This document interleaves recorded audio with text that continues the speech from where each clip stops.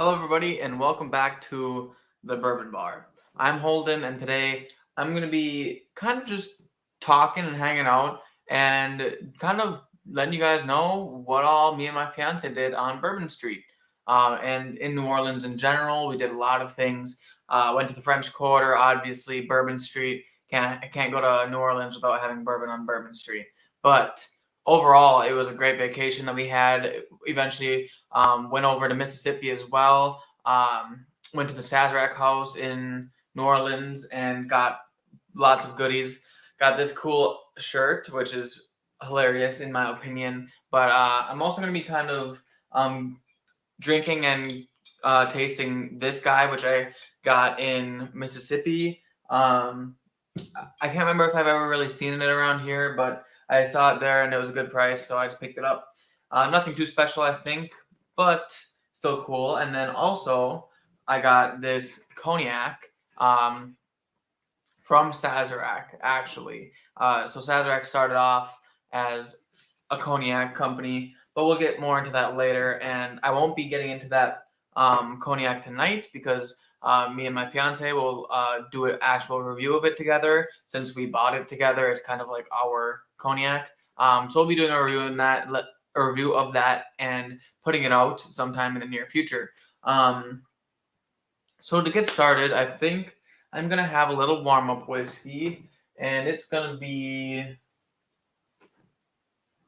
Brothers Bond because I like Brothers Bond. So, but that being said, hey everybody, welcome to it. How are you all doing tonight? Sorry that I haven't been live streaming last week, and I didn't put out a video last week at all because obviously I was in New Orleans. But I am back now, and regular content is scheduled. I just put out my review for ECBP, the newest batch, the B batch, right before I went on vacation, and then the new video that's going to be coming out this Saturday is going to be my review of the Larceny Barrel Proof Batch A122, which I thought it was a great spoiler, but that review will be coming out on Saturday, and Saturdays are kind of the new video days. I wanted to spread it out a little bit so I could do live streaming on Tuesdays and then do videos or reviews or anything on Saturdays. Kind of like Saturday morning cartoons. You can wake up,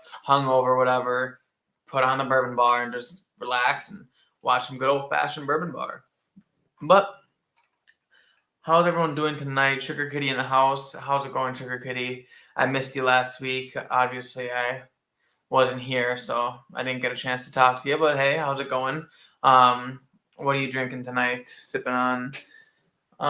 So yeah, right away, we're just gonna go and dive kind of right into the trip here. So starting off, I have never flown on a plane before. So flying from Wisconsin, we're flying out of Green Bay into Chicago, which is really nice because it was only a 30-minute flight roughly, and it was a really good way for me to start off. Small plane, short flight, pretty easy. But we started off going to the airport about 6 o'clock in the morning, I think our flight was, and got to Chicago at about 7. Then we flew out of Chicago. It was about a 2.5 to 3 hour flight. Only about 2 hours or 2 hours and 15 minutes in the actual air. But, sitting on the runway, waiting for takeoff, all that kind of stuff. About 2.5 hour flight into New Orleans. So I did okay. I honestly was a little bit nervous. I took a Xanax, just sat on the plane, watched Stranger Things because a new season came out, and let me tell you guys, it's phenomenal. But yeah, it was a good flight, and then we landed, and the adventures could begin. And on the first day, we basically walked around the French Quarter. We had a little mishap with our car because our rental car we had already paid for in advance from budget, and they wouldn't give us one. They said that if you're under 25, you need to have a major credit card, and they wouldn't take debit cards. They wouldn't take anyone else's credit card or credit card numbers. You had to physically have a master credit card or a big company credit card there with you if you're under 25. Otherwise, I won't give you a car, even though we already paid for it. So that was sketchy business. It really was looked like it was going to be a rocky start right from the beginning, but we ended up going to a different company, went to Enterprise. They figured things out for us. It was awesome. We got a car, smooth sailing from then on out. But yeah, so Sugar Kitty is drinking some Michter's American. Sounds great. I've not had it, but I definitely have heard good things about it. I know Whiskey Tribe likes their Michter's American, so their palates are quite refined. I would assume that they have good taste. Josh got whiskey. What's up, man? Thanks for joining and hanging out.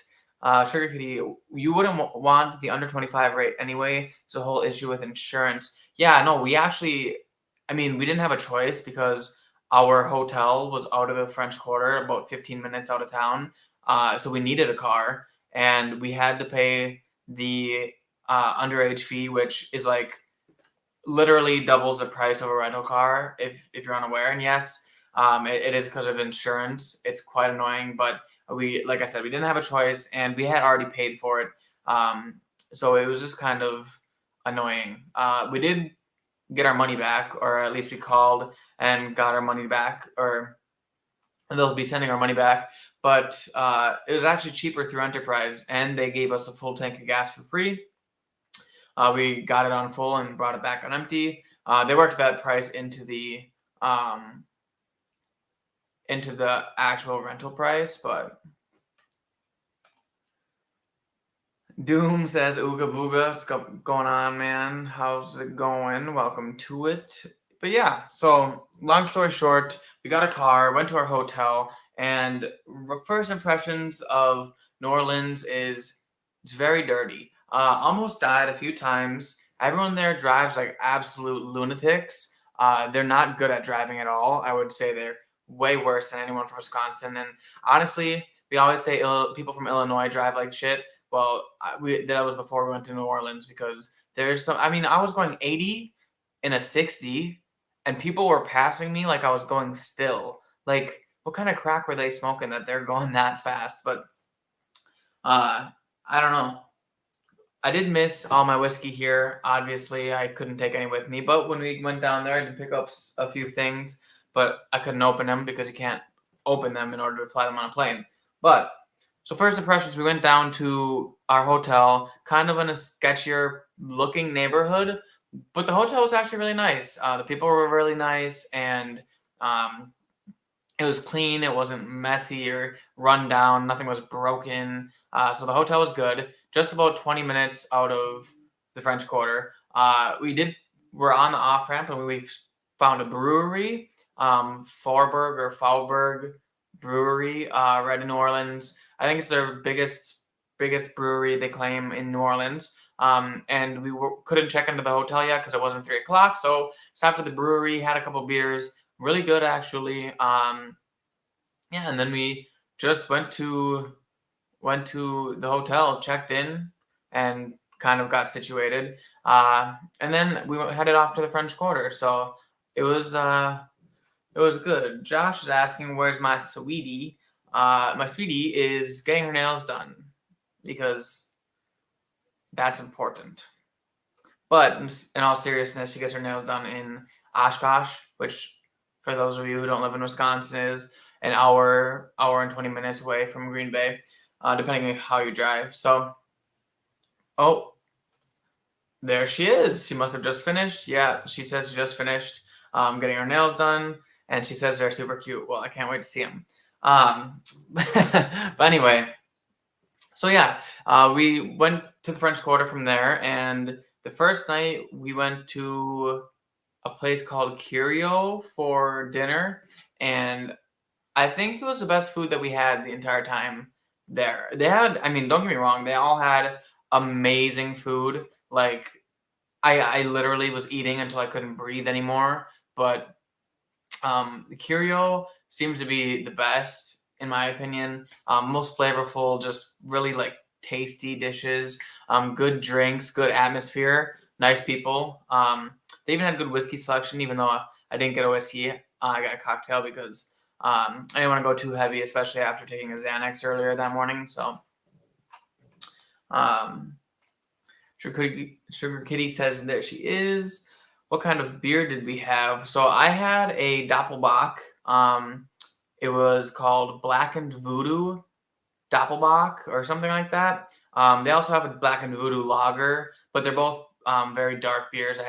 We actually went back to the brewery a different day, so I did get to try both. The Doppelbock was very, very good. I really liked it a lot. And then Lauren had some kind of like, I think it was a pale ale, not a pale ale. I know it was some kind of light lager. It was called like, I don't even know if she's still watching. She can put it in, but some kind of lighter beer, and it was really good too. Honestly, it was very soft and sweet. Didn't really have a pilsner taste, but yeah, they were both fantastic. And like I said, we went back later because we liked it so much. So Doppelbock is always tasty. Yeah, so that's been my experience for sure. I hadn't had a lot of Doppelbocks. I only had one previous to that one, and it was good. But the Doppelbock that I had in New Orleans was, I think, my favorite out of the two that I've had so far. A golden ale, she said. I can't remember the name of it, but it was a golden ale. So that's what it was.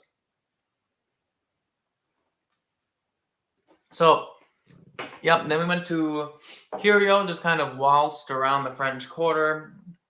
Oh yeah, at Curio I got some salmon, jambalaya, grilled vegetables, and shrimp, and Lauren got red beans and rice and some kind of sausage thing on her plate as well. Really, really good. We went to a couple different shops, looked at souvenirs. We didn't really want to buy too much the first day because obviously the first couple shops you go into, you're not going to know prices of things. You're not going to really be able to experiment or anything like that with like all the different versions of what they had. So we saved most of our actual buying to the last day, or last couple days. And we were there a total of 5 days, including traveling. So it was only like 4-ish days, 4.5 maybe. But yeah, it was very, very good. She said it was the most refreshing beer she's ever had. So if that tells you anything. Dirty rice and andouille, yes.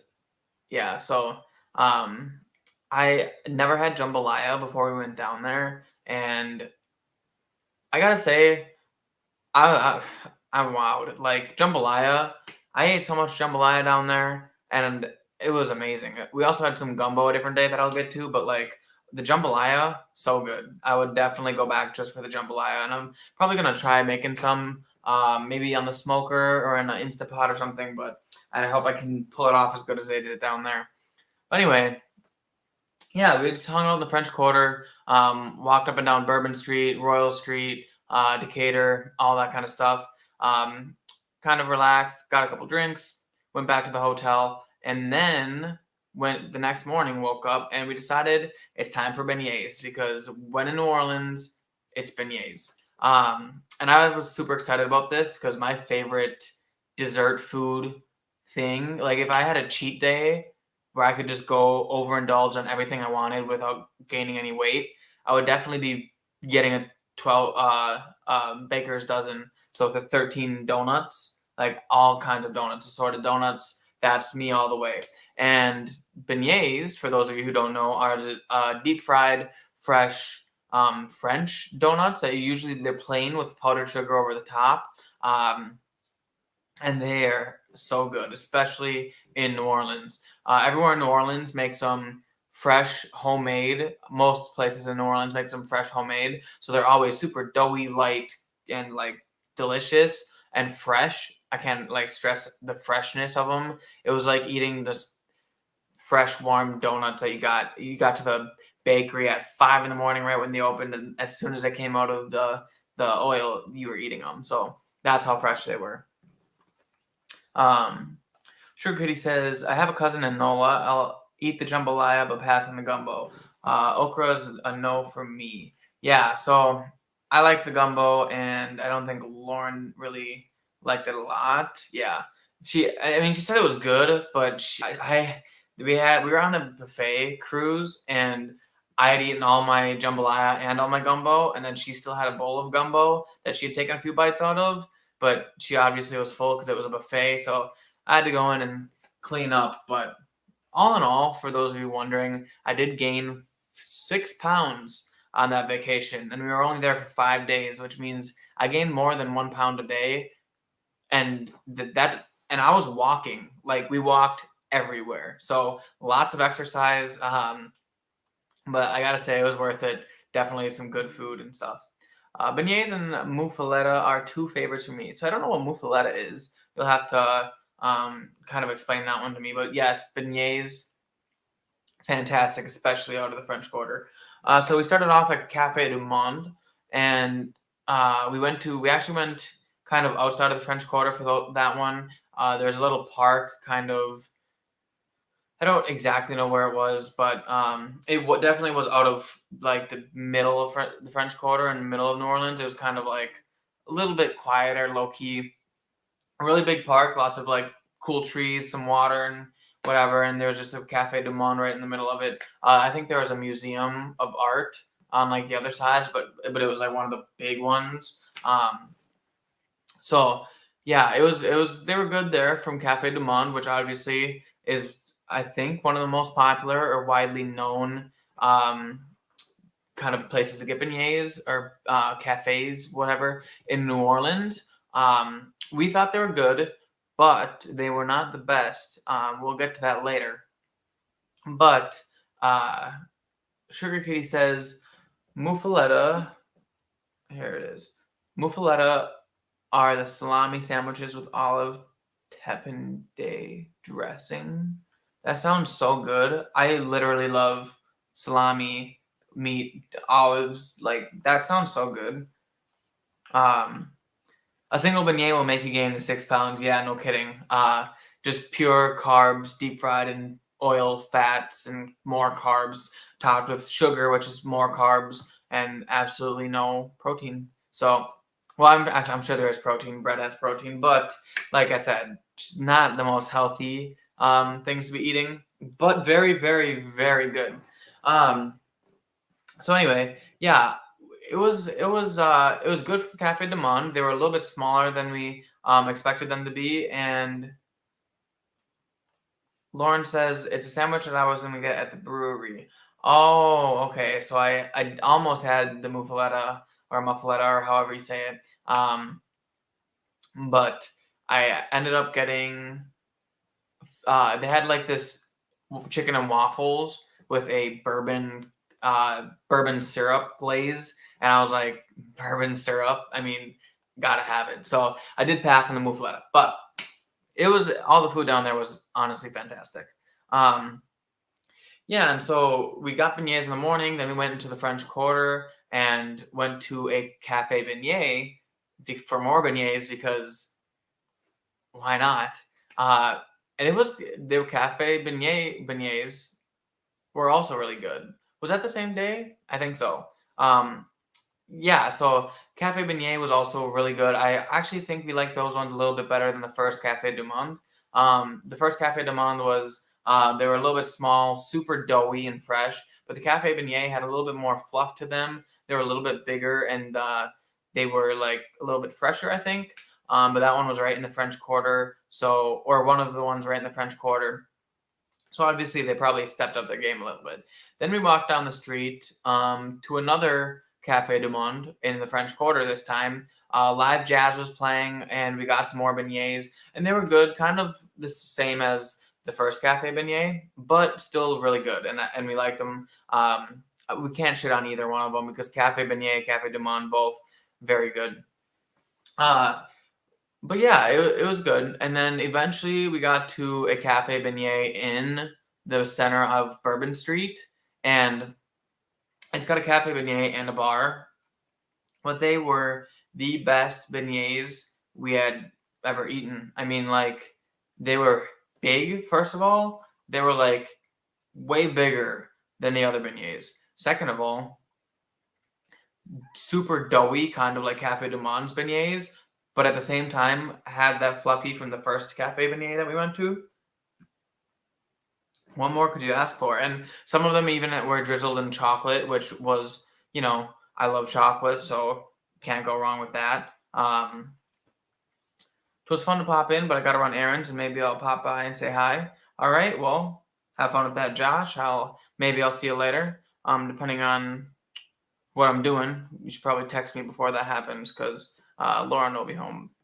But anyway, next day, yeah. So that was the next day. But for lunch that day, we ended up going. Wow, it's hard to honestly think back that far. It's even we did so much on this vacation that you can't even like place everything that you did in order. But if I remember correctly, the first lunch we went to was. I wish Lauren was here. She would definitely know what it was.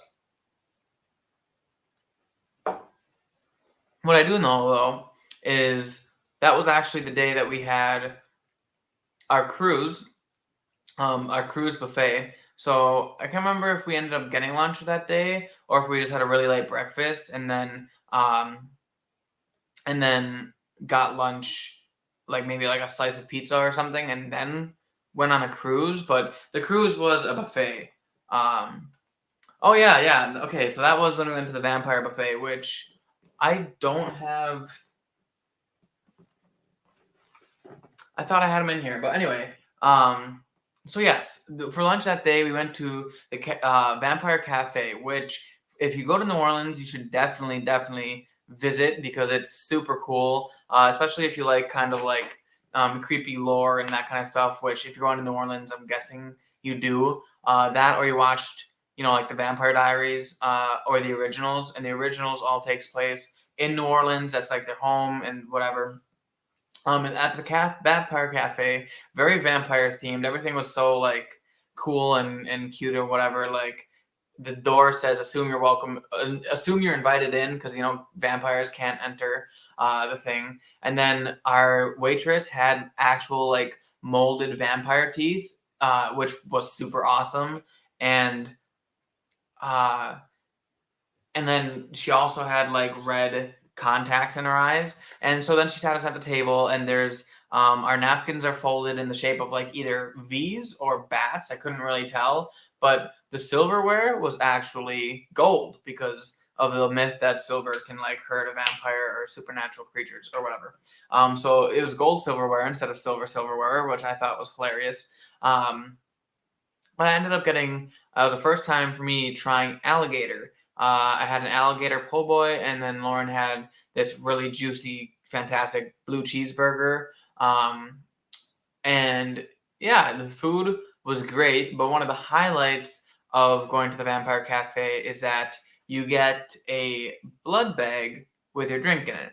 So when you order, depending on the drink, if you order like they're called fangrias, and it's just a sangria wine, but it's in a blood bag, like an actual blood bag. And so like you pop the top off and like suck on it, and it looks like you're drinking blood because you're drinking this deep red wine and out of a blood bag. So and they allow there to go, so you can order one and then walk around the rest of the French Quarter sipping on a blood bag, which is very like cool. Sheet over the mirrors. No, that is one thing they didn't have is sheets over the mirrors. But I can't remember because it's very cloudy. Some vampires can't see themselves in the mirror. Some vampires just don't appear in the mirror. Some vampires are scared of mirrors. So I'm not exactly sure how the mirror thing works. But I do know that a lot of their stuff was very on point. Like for instance, the drink options, they were blood types. So like I got I think I got like a Scotch and sand or however you say that, which is like a Scotch drink with some liqueur in it or something like that. And it was like B positive, and then Lauren had gotten a drink that was A positive, like her blood type. And so we thought that was a really cool like touch. Also, there's like a V or like fang marks or something burned in the top of the burger buns. So very cool, very like thrifty, whatever, like bunch of little things. But yeah, so then later that day, we ate at the Vampire Cafe, kind of did our whole sweep of the French Quarter, Bourbon Street, Royal Street, Decatur Street. We didn't go on Frenchman because it seemed a little less nice, and the rest of them, there wasn't as much stuff on them. But we just went up and down, went to Jackson Square, St. Louis Cathedral, all that kind of stuff. And just get a lay of the land and kind of like get our bearings on where we were going. And then we went off to kind of the more inner city area where we were getting on board a ferry for a nighttime ferry boat dinner buffet ride. So that was really cool. Sugar Kitty said, I had an alligator and dooley sausage here in New Jersey, not down there. You can get it in a you can get that in a po' boy. Okay, so that sounds really good. Yeah, so alligator for me, it was good. It was a bit chewy and like I think the flavor was good. I just don't think if I was choosing between getting like a steak or like something like that, a different kind of meat or alligator, I don't think I would choose alligator every time, but it was definitely a really cool experience. And the food, it tasted phenomenal. Like it was really, really good. I just alligator is very, very chewy and like kind of got a weird like I don't know if they're veiny or just like got a lot of cartilage or like something or what it was, but it was good. It was just a little tough to chew, which I knew that going in, so it wasn't too big of a surprise. So yeah, then we went on the cruise, and they had jambalaya, some kind of corn thing, some kind of noodle thing. They had chicken marsala, mashed potatoes, beef tips, gumbo, the whole works, and they also had bread pudding, which my first time having bread pudding, phenomenal. I thought it was like amazing. Super cinnamon, like sugar, like bready, like just it was so good. But yeah, and then we just went on a cruise. It went up and down the Mississippi a little bit for about 2 hours, and they had some live jazz on the deck, and it was very, very nice. Good end to a good first day of New Orleans. But then we went on day two, which we stayed in the French Quarter for most of it, but well, I guess this would be day three. So we stayed in the French Quarter for most of the day, but we did go to the. I think this is the day that we went to. Oh wait, not that. Sorry, the Sazerac House. So I'm kind of getting ahead of myself. Obviously, first thing we did was go get beignets because beignets. So yeah, this is a day that we went to like a bunch of different ones, tried a bunch of different beignets, and ended up on Bourbon Street eating the big fancy beignets, stuffing ourselves full and like till we couldn't breathe, and it was awesome. And it's also we had a swamp tour on this day, so I'll get to that later. But that was a really cool experience, especially with the alligators and stuff.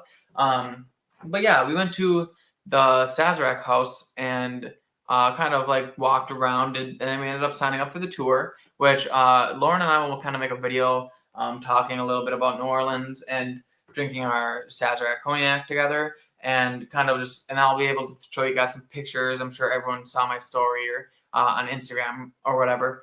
But the Sazerac house, let me tell you, was awesome. So I got a couple souvenirs from the Sazerac house. First of all, they had these like little coasters, and there's recipes on the back. So this is a Ramos Gin Fizz made with the gin that they make from Sazerac.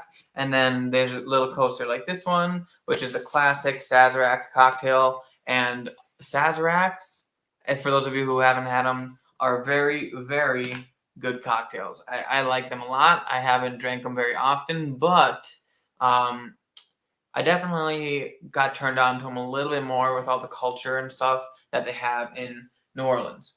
We also got a couple of these little coupe glasses. So these are perfect for kind of doing like whiskey sours or French 75s, which is one of Lauren's favorite drinks, is a French 75.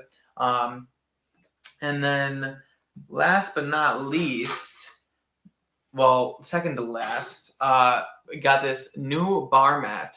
So pretty soon I'll be actually building my own bar in this new room that I have in the new apartment. I just kind of got to get, obviously money is important, and some equipment and some wood and stuff, but I'll be making my own bar area, and then I can put this on it, and I can actually use this when I'm making drinks for people and when I'm making drinks for videos, which is super cool. And then last but most certainly not least, and definitely not the least amount of money, is this Sazerac Day Forge cognac. So basically, for those of you who don't know, Sazerac is the people who own Buffalo Trace, and Sazerac is the people who own Buffalo Trace, and they started off as a cognac company in France. Now, or I think in France. So this cognac was $130. It is 47 proof, or 47%, sorry. So 94 proof, just like most of their whiskeys, I believe. And it comes with this super cool like scroll with a bunch of like in-depth information about the way cognac's history is and Sazerac's history is, and all that kind of stuff. I have not read it yet, but I'm looking forward to it, and I probably will include that in the review video of this cognac. But you can see it comes when you buy anything from the Sazerac house, it comes with this little neck tag it says Sazerac house on it, and you can see this bottle is very, very like fancy and very cool. I haven't tasted it yet. I'm waiting for Loren and I to be able to sit down and kind of enjoy it together, since we did buy this together. But it smells honestly so good. Like it smells like super sweet and grapey, and like white grapes, and just like it's just like I really want to drink it. It smells like, honestly, it kind of smells like apples too, a little bit like a green apple skin. But yeah, so I'm super excited to try that and definitely give you guys a review of it. But I didn't even know that Sazerac made cognac, especially that they started off doing cognac. So when I get that a try, you guys will definitely be the first to know. And then you guys, if you ever are in New Orleans, you ever go to the Sazerac house, you guys can go and pick one up because it is the only place you can get it, and it is shipped in from France. Because obviously, in order for it to be real cognac, it has to be made in Cognac, France, which is a place, I believe. It's kind of the way champagne works. The only real champagne is from Champagne, France. Everything else is just bubbly. So, yeah. For everyone in the chat, I see there's a few more people than there was. What is everyone drinking tonight? If you guys want to drink long, I've got Brothers Bond in the glass right now. I'm going to be diving into this Blade and Bow a little bit later, and I am talking about Sazerac. So definitely, if you guys feel obliged, make yourself a Sazerac cocktail while I'm kind of sitting here ranting about our fun times in New Orleans. One thing that a lot of people kind of ask about and hear about is how much the French Quarter stinks. And it does. I mean, like, it really does. You could be walking down the street, especially Bourbon Street of all places. It's like you're walking down the street. It's 91 degrees. It's humid. You're sweating. You physically stink. Now, every time you walk past a shop, a waft of either pizza, liquor, or beignets smacks you in the face, and it's just like heavenly. Then you take another step, and it smells like literal shit. Then you take another step, and it smells like beignets. Then you take another step, and it smells like vomit. So like every like 5 minutes, you get just a huge gust of wind will come past and just blow vomit like smell in your face. And yeah, it's a little unpleasant, but it's something that you kind of just get used to. It's part of New Orleans. It's part of the culture and the people. It wouldn't be Bourbon Street if it wasn't messy and dirty and gross. So that's how it is. But anyway, I also got this shirt, which I think is super cool. I got bourbon faced on Shit Street because obviously you're so drunk you can't say shit-faced on Bourbon Street correctly. So I thought this shirt was super cool, obviously being a bourbon lover. Um, Miranda, hey, what's up? How's it going? Hanging AZ says, yikes, what did I walk into? Yeah, so just kind of hanging out, talking about New Orleans and the French Quarter, and just kind of got done talking about the Sazerac House, if you've ever been or if you've ever heard of it, which I'm sure you have, and how they have cognac, and that's where we got the cognac. It was $130, which I'm sure it's way overpriced because it's Buffalo Trace, and they had to import it from France. So, but when in Rome, right? So, that being said, I think I'm gonna probably crack open this Blade and Bow as we kind of talk about the next part of the trip, which is the Swamp Tour or the Bayou Tour. So for those of you who don't know, the Bayou is a very big part of New Orleans and the culture down there. New Orleans is right at sea level, or actually below sea level or something like that. So everything, it's very easy to flood. So sometimes when you're in the Bayou, houses will be on huge, like 16 feet stilts, and their house will literally just be way up in the air, which is crazy.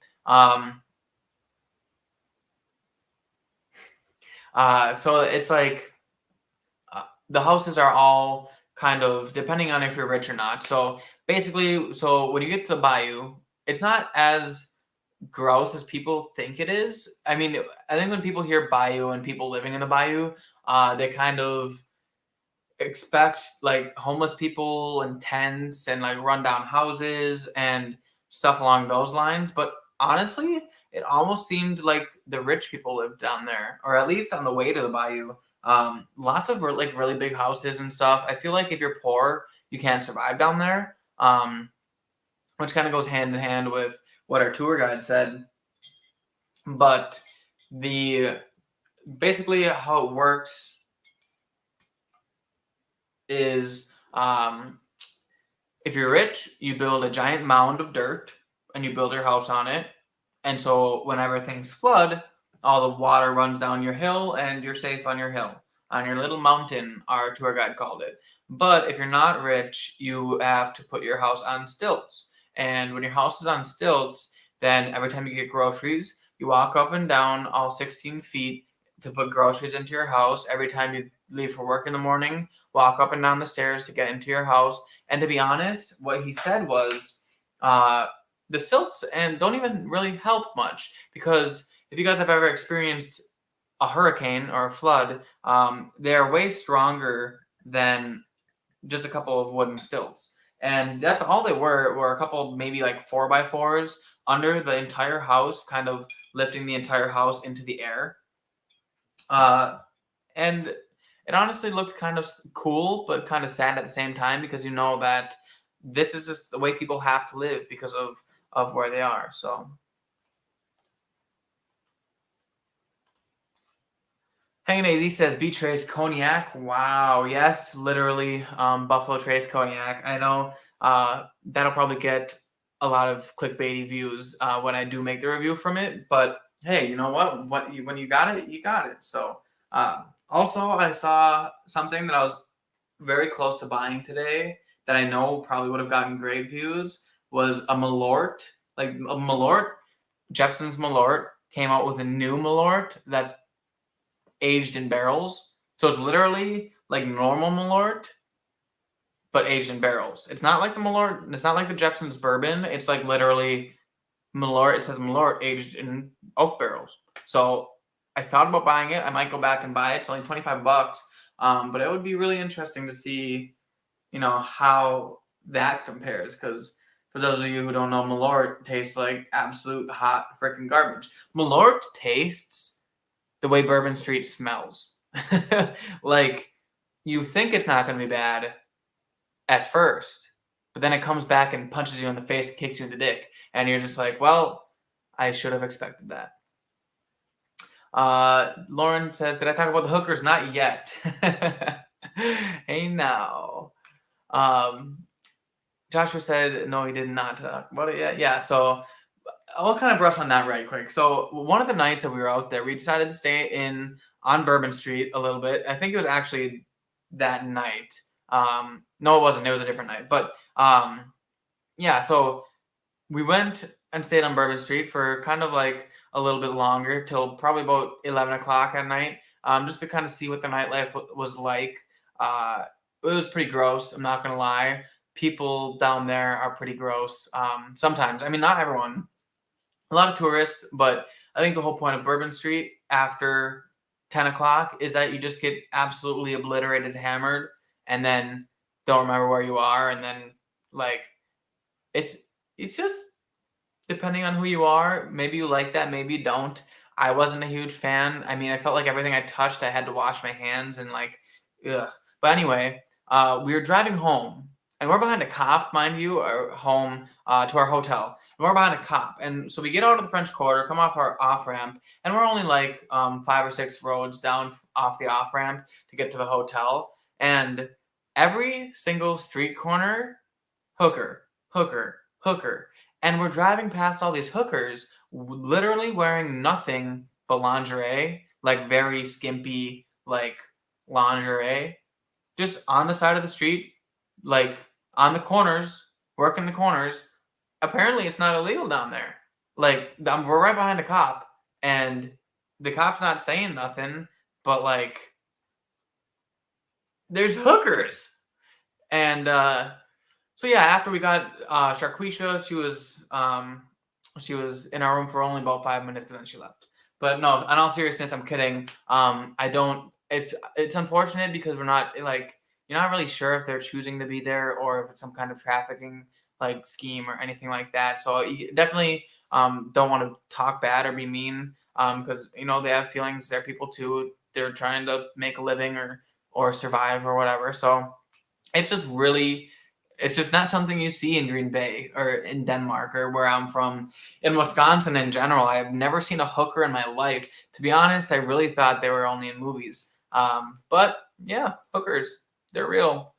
Anyway, Joshua said unacceptable. Honestly, we want to hear about the hookers. Well, I just got done talking about them, Josh. So there's your hooker story for you. I hope you enjoyed it. The gator eating marshmallow is cool too. Yes. Well, Bubba, you're getting ahead of me. So let me kind of catch up on the comments here, and then we'll talk about the actual swamp tour and like later on it. We don't build floodplains in Arizona. Wacky. Oh, we don't build on floodplains in Arizona. Wacky. Yeah. Well, it's like there's only so much space down there, and everything floods. So it's like they kind of just, where they live, they live. I guess if they're rich and they can afford it, they do. Otherwise, they just, you know, leave. Um, Cajun Justin Wilson, I guarantee, or Malort. Yeah, I don't know. Malort is just. Oof. Our hookers class here on Bourbon Street. LOL. No, so there's not. Well, okay, so there's not actually hookers on Bourbon Street, or like actually in the French Quarter that we saw anyway. The hookers were on like the outskirts of the city, kind of in like the sketchier part of town, and kind of where we were staying. But the amount of strip clubs on Bourbon Street was like every 5 buildings, and like there was this one girl. I mean, she's just in her underwear, like in the doorway of the strip club, like luring people in, like the sirens did to all the sailors. They're like singing their song in their underwear, like, come join us to come to the strip club. And like, I mean, granted, everyone does that on Bourbon Street. Like, each business has about 1, 2, or 3 people standing outside their door at night, just trying to get people in the door, like holding up signs like buy one get one free drinks, or like come inside, we have beads or jello shots or anything like that. And every time you walk past, they come up to you and be like, hey sir, come inside, come hang out. And they're like trying to get us in there. So the strip clubs are no different. They're definitely trying to lure people in. But Loren and I only stayed at one for about an hour. So after we ran out of all our ones, we couldn't really stay any longer. But Jokes, but in all seriousness, it's pretty wild on Bourbon Street. Not gonna lie. Hanging AZ says New Orleans is too swampy for me. Yeah, so it's got its charm for sure. It's just different than what I think most people are used to and expecting. It looks so beautiful and like pretty and pictures too. It's just like, it's whatever. But then you get down there, you kind of don't expect the garbage and the smell and some of the people. It's just like, yeah. But it really is like we said we would go back, and I agree we would go back. I thought it was awesome, fun, super cool people, super cool food, culture was awesome. Like it was great. I guess you had never been to Vegas. Yeah, yeah. No, I haven't been to Vegas. And yes, Lauren, I am an innocent little boy, child of God. Oh, wrong hand. But anyway, never go to Tijuana. Yeah, well, I don't even know where Tijuana is. I'm not gonna guess. I'm just gonna embarrass myself. But yeah. So anyway, we kind of later on the swamp tour, after we got done talking about the houses on stilts and stuff, we went out deeper into the bayou and the swamps, found some alligators, and we're throwing marshmallows at alligators, and the alligators were eating the marshmallows. That was super cool. And did you guys know? Never feed alligators real food.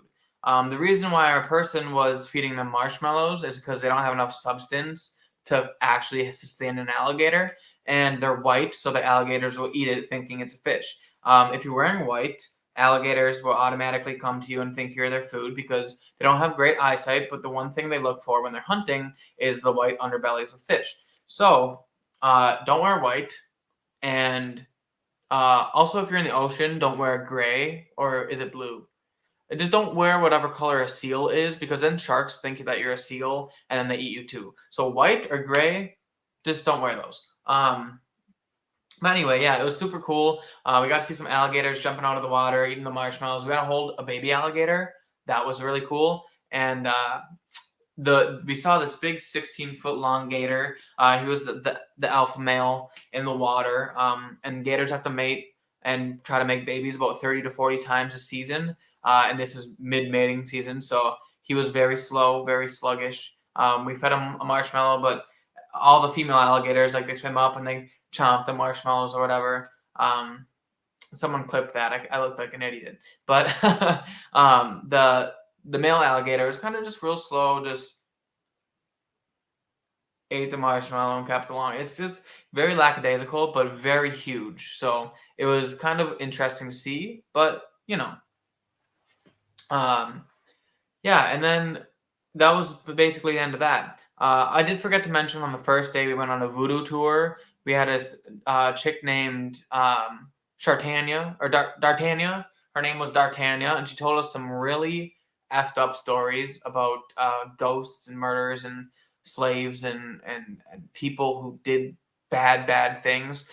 She showed us this house that was actually on American Horror Stories, where these bad people owned slaves and mistreated them very poorly. There was this one guy had a hole drilled into his head and with maggots in there eating his brains out when the cops found that, like, went in the room and found everybody, and he was still alive. And there was another girl who was shoved into a box and all of her limbs were broken while she was living so that she could fit inside this box.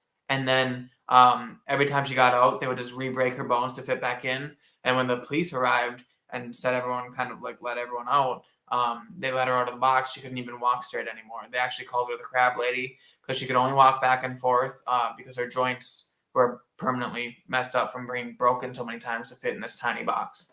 So those people actually ended up escaping, ran away, and eventually died, but they were never found. And then at some point, Nicolas Cage bought that house that they used to own with all the slaves in it. Very, very haunted house. And he ended up losing it because he didn't pay his taxes. Now some rich guy owns it and parties in it. I would never go in it because that's just too much sketchy ghost business for me.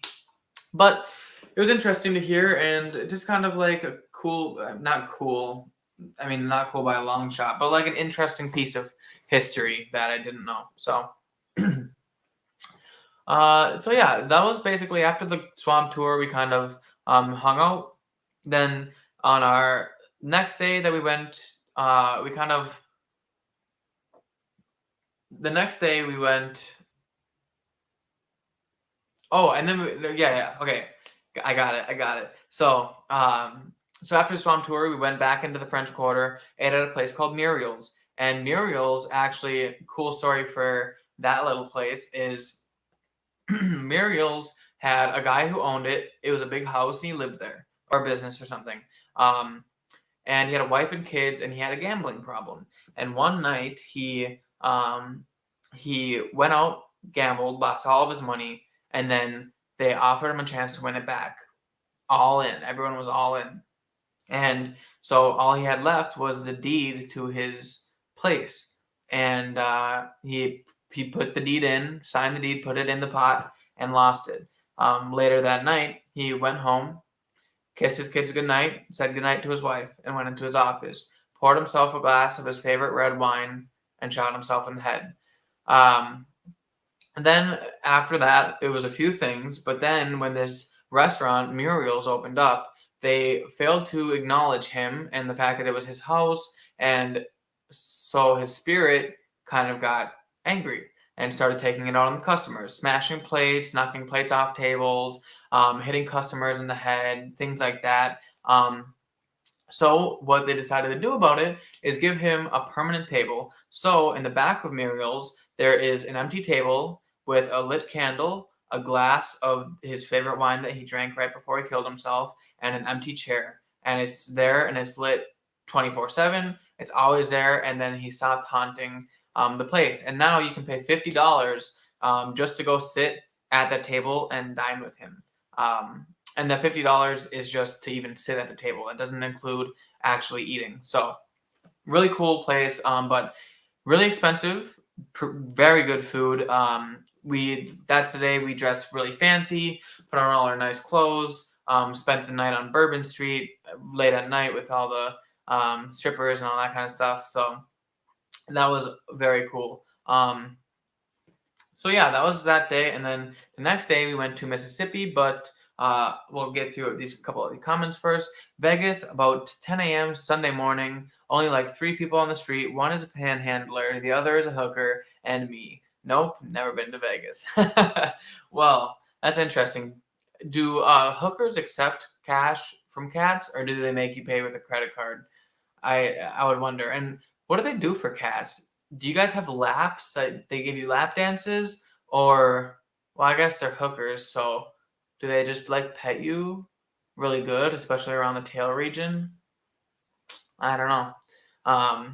Sugar Kitty. What will you have? So Black Bush. I don't understand that one. I believe they would show me before I even asked, compared to the cocktail waitress who seemed surprised by the question. Interesting. I don't know what any of that is because I'm an innocent little church boy and I've never been to Vegas. But yeah, so now I'll kind of talk about the second to last day. So this day we kind of woke up, decided to stay out of the French Quarter. We had done basically most of the exploring and things we wanted to do there. So we went to a little cafe out on like kind of the rich part of the neighborhood, kind of outskirts of New Orleans. I think it was like called Cafe New Orleans or something, and it was good. Their coffee was really good. Their beignets were kind of like the frozen kind that they just deep fried on the spot and like instant beignet type of thing. But still really good. I mean, they were good beignets. They just weren't the fresh French Quarter beignets. But their coffee was by far the best coffee that we had in New Orleans, so that was good. Then we drove all the way to Mississippi. So we went to Biloxi, Mississippi, which is kind of a little touristy town with a beach and stuff like that. So we spent the morning and mid-afternoon on the beach, tanning, swimming, and seeing a shark / dolphin. Loren apparently studies fin shapes, and we were about 20 yards in the water, and there was a family at about maybe 100 yards out. Still kind of on the sandbar, but kind of in the deeper stuff on like floaties and stuff. And Lauren and I kind of are looking out in the distance, and we just see this gray fin go out of the water and then back in the water, and then gets closer to the family and goes out of the water and then goes back in the water. And if you ask me, I mean, sure, it could be a dolphin, but like, would you guys risk it if you saw that fin in the water swimming towards you? Would you stay there and be like, "Oh, it's a dolphin"? Because I know I sure as hell wouldn't. To be honest, I was right next to the beach and I still kind of worked my way out of the water because hell no. But Lauren insists that the shape of the fin was a dolphin and that I did not see a shark. We saw a dolphin, which is still really cool because I love dolphins. One of my favorite animals. But yeah, and then there was also some jellyfish eggs all over the beach. It was kind of weird because I didn't know what it was because we were in the water. You can't see. I was like going like this in the water, and all of a sudden I picked up this like completely see-through piece of gel, and like my first instinct is jellyfish, so I throw it, and like it didn't sting me, so I was kind of confused because jellyfish stings. Apparently they hurt like a bitch. And then we kind of like went to the beach because we weren't sure if there's like a, I don't know, jellyfish go in schools, but if there's just a bunch of jellyfish there. And it was all over the beach. Like we noticed, like right on shore, there's a bunch of little see-through slime balls or like balls of gel. And so we were poking them with sticks and trying to figure out what it was. And then this little local boy said that they were actually jellyfish eggs, which make a lot of sense why I didn't get stung and why they didn't have any tentacles. But it was a really cool sight. Definitely some nature things that I saw there. But after we went to the beach, water was really, really nice, by the way, from someone who swims in Lake Michigan. And all our beaches are on Lake Michigan, so like cold, cold water.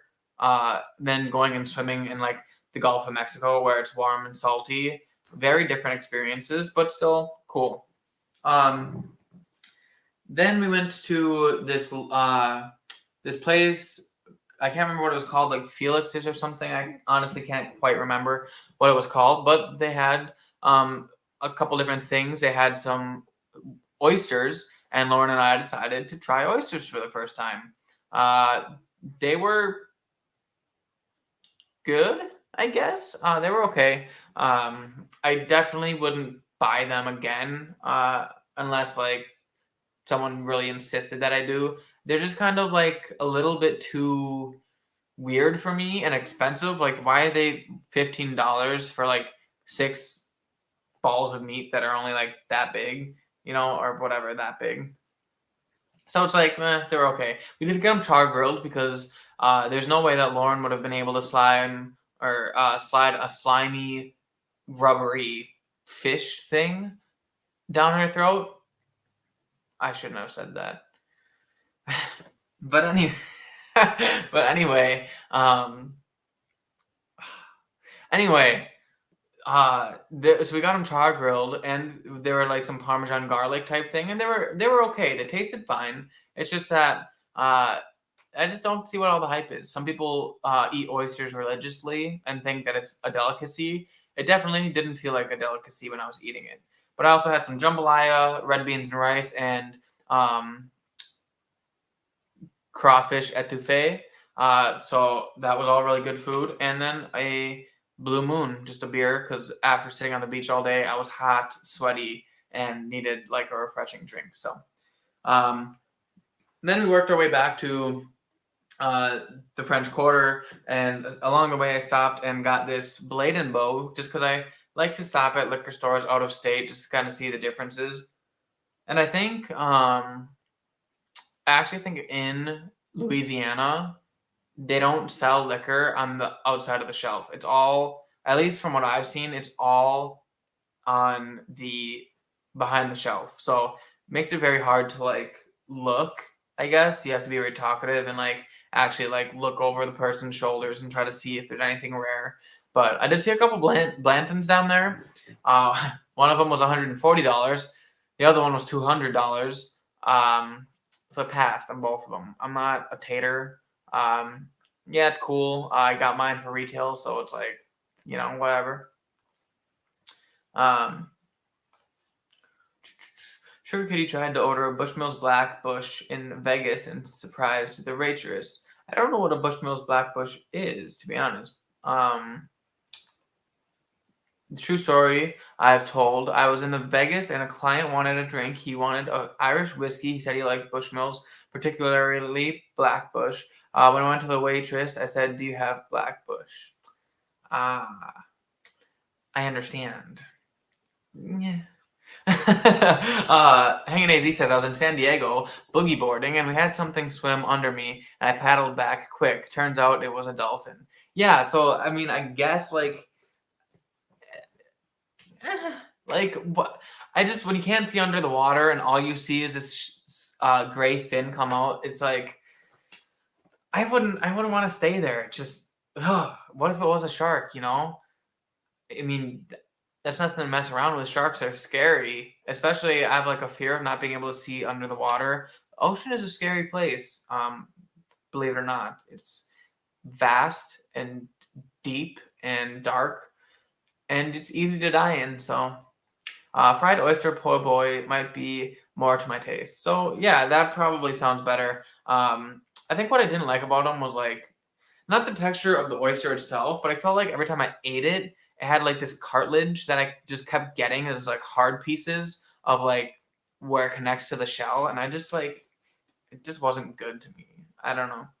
Oysters make you strong like bull, but horseradish and lemon juice are a must. Yeah, so ours didn't have any horseradish, but we did put some lemon juice on it, which actually helped a lot. It made them pretty tasty. So um, I'm not a fan of horseradish. I don't think so. I wouldn't have put it on anyway. Sugar Kitty said Bushmills finished in sherry casks turns very dark, so it's called Black Bush. Okay, that sounds actually really, really good. Yeah, okay, that's understandable. Um, Interesting. But yeah, so that being said, it's kind of getting toward the end of the live stream here, kind of at the 1 hour mark. I guess before I'll get into this, I'll just do the last couple things. So then we ended up going to there's Pride Fest happening at the brewery that we stopped at first. So we went there, had some food, had some beers, watched a drag show. It was pretty interesting. I had the lager, the Black and Voodoo lager, and Loren ended up having a different golden ale that was actually like imperial golden ale, so it was like 9%, which was heavy for her, but like it was a really really good beer. And very cool people there too. Everything was really really cool. And then kind of like one thing that I wanted to show you guys was this. Got this awesome sign. I'm gonna be putting it up probably somewhere in the back, like whenever I build the bar, it'll be on the wall or something, kind of in the shot, so I can kind of show off that I went to Bourbon Street. But very cool. I love that sign a lot. I also got obviously because I like golf. It came kind of in a package. It's a Bourbon Street golf ball, and then it's kind of a Bourbon Street shot glass. So that was cool. So yeah, now I'm gonna go ahead and get into this Blade and Bow. So I don't know if they still do like where there's a room with like the keys, or if the keys are just like a collector's thing. But I got key number 2, so that's cool. It's 45.5% ABV, 91 proof. Not entirely sure of the age of this, but I'll probably have that information when I do an actual review of it. This is just kind of me trying it for the first time, and since I did get it on vacation when I went to New Orleans, so I figured this would be a good place to just kind of try it for the first time and sip on it while I'm just hanging out with you guys. Biking Bourbon, hey man, what's up? Welcome to it. Glad to see you in here. Hanging AZ says, love Dixie Lager. So I don't know what Dixie Lager is. I like a lot of dark beers, so if Dixie Lager is a dark one. Otherwise, I do like a lot of golden ales, and like if it's like a light beer, I like it to be like heavy, if that makes sense. Like golden ales or like blonde stouts, stuff like that. I really like that a lot. So if it's like that, I probably would like it. Yeah, we're gonna go ahead and kind of get this Blade and Bow here, a little taste and a little sniff. Very like honey-y, kind of like graham crackers or maybe Honey Nut Cheerios. I want to say like it's like a butterscotchy in this. A little bit of vanilla, a little bit of oak, not overpowering by any means. It smells really sweet. Um, I believe this is like the whole like Stitzel-Weller thing. It probably has like 0.01% of like Stitzel-Weller in it, but that apparently makes people go crazy and love this stuff. Um, it's matured using the rigorous Solera aging method, which I'm pretty sure means that they leave a little bit left in the barrel each time. So there's always like high age whiskey in there. I think it's all like marketing ploys. I don't really know if I believe much of that, but Dixie is a brewery. Okay, so Dixie Lager would be a brewery. Buy a bottle of Tin Cup, and then you can throw that key in the cup. Yeah, no kidding. I don't know why I really like bottles that come with like little fiddly bits, like this one, and then the cognac came with like the Sazerac House neck tag, and like whenever I see, I don't have any, but whenever I see like Jack Daniel's picks, I always like I haven't bought one because I always want them to have a neck tag on them. I just think they're really cool. Dixie is a beer brand usually found in New Orleans. Okay, you know there was a Jackson Brewery right by Jackson Square, but it was closed the one day that we tried going to it. And then there was a different brewery kind of like across the road from um, kind of like by the Sazerac House, kind of across the road from where we did our cruise, our ferry cruise. But I don't know what that one was called, so that could be the one that you're thinking. We were gonna go, but honestly, we just ran out of time. Um, It's I think we were there for a good amount of time. We didn't really feel like we left anything on the table. Now that I'm thinking about it, it might have been cool to go there and look at those two breweries. But like I said, I don't know if they were open or anything like that. So, and some regions of Texas. Okay, so interesting. Um, so yeah, we're gonna go ahead and get this a Blade and Bow on the palate here. Like I said, the nose is very like Honey Nut Cheerios, graham crackers, butterscotch, vanilla, and oak.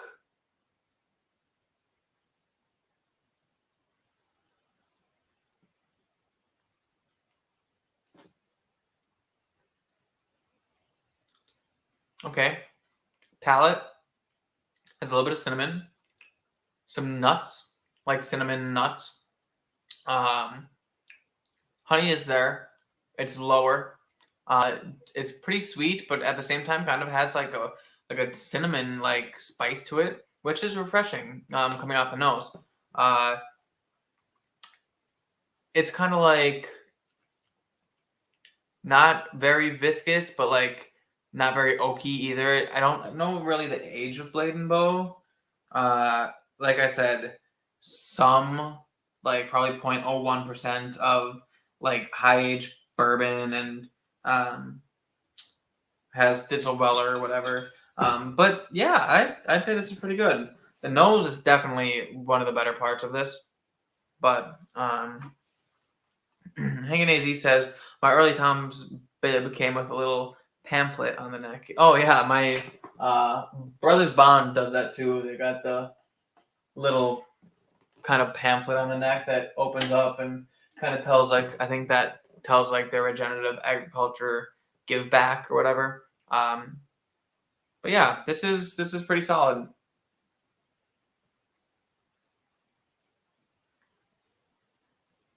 Not overly fruity. I mean, I could stretch banana in there. Like, there's a little bit of banana in there. It almost kind of tastes more like a Brown Forman product. But there's like this. It's interesting, that's for sure. Cinnamon nuts, a little bit of banana, definitely some honey and light oak. But overall, pretty good. Um, So yeah, I think that's it for this live stream. I do have something in the oven right now. I don't want it to burn or start on fire, so uh, eventually I'm gonna have to go and pull it out. Luckily, it's something that could get cooked longer, so I'm not in too much of a hurry. But if you guys have any questions or anything, feel free to kind of shoot them here. I'll just kind of keep sipping on this. I'll see if I can answer any of them about New Orleans. If you're curious about anything that I did, or you had any questions about it, just shoot. I can kind of go over it. Otherwise, I'm just probably gonna finish this whiskey and then sign off here. So another thing about New Orleans, I don't think I mentioned was, or I know I mentioned it, but like if I were rating the overall experience, I think that everyone should at least go there once in their life. It's one of those things where it's like the culture, the food, the experiences that you can have, the people that you can meet. There's just so much great stuff down there. I personally learned a lot, especially on the Bayou tour. That guy, he actually went to college for biology, I think, or something like that, marine biology or something like that. So he was pretty knowledgeable, taught us a lot of things. I learned a lot about cultures, voodoo cultures. Oh, another thing I forgot to mention is that we ended up going to St. Louis Cathedral. We ended up going to a mass there as well. So that was really cool. That's the first cathedral, like Catholic church cathedral in the United States. So very cool. Super, super like wow, amazing like artwork on the ceiling and walls and like all the columns and glass stained windows and stuff like that. Very, very cool chapel. So if you guys ever get a chance to go see that, that was really cool. Hanging AZ says my local store has some Elijah Craig small batch that will come with free socks attached. Socks? What kind of socks? I've never heard of that. All I know about socks is that the whiskey tribe likes to put all their stuff in tube socks, but I guess I don't really. I've never heard of that before. Josh says, "Did you watch the final season of Stranger Things on the flight?" No, I was only on season 2, and a little bit of season 3 on the flight. I actually just finished watching the final season of Stranger Things today, or at least part 1 of the season. Epic. By the way, totally called that the bad guy was that number 1 guy, and just like to point that out. But yeah, very, very good. Good times, Holden. Glad you had a fun trip. Yep. New or what does that say? Nolens. Nolens. Going over to Nolens. Nolens. Yeah. Not a lot of people had like super southern accents down there that I could think of. I know that like some people, I don't know. The jazz was cool though, for sure. If you guys like jazz, definitely go down there. But it was a fun trip for sure.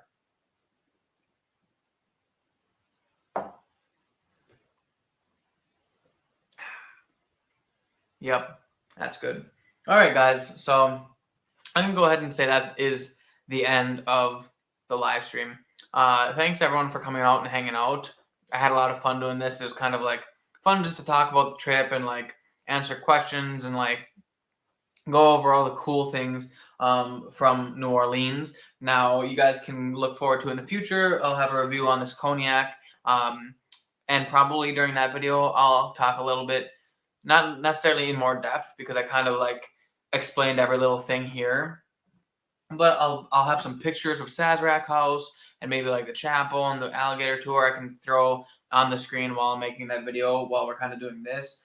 So I'll have a little bit more New Orleans content coming whenever we do that, and then also kind of look forward to an actual review of the Blade and Bow, where I can give you guys some more information on all the stuff about it and that kind of stuff. But anyway, that is the end of the live stream. I hope you guys enjoyed it. Please, if you guys haven't yet, hit the like button. I don't say that very often, or I At least I don't remember to say it a lot on live streams, but it helps out a lot if you guys hit the like button. Also, if you're not subscribed, please subscribe button, bell button, obviously. Kind of turn on the notifications. You guys can come hang out. I do this every Tuesday, 6 o'clock. My videos now have moved to Saturdays, 10 o'clock, I believe.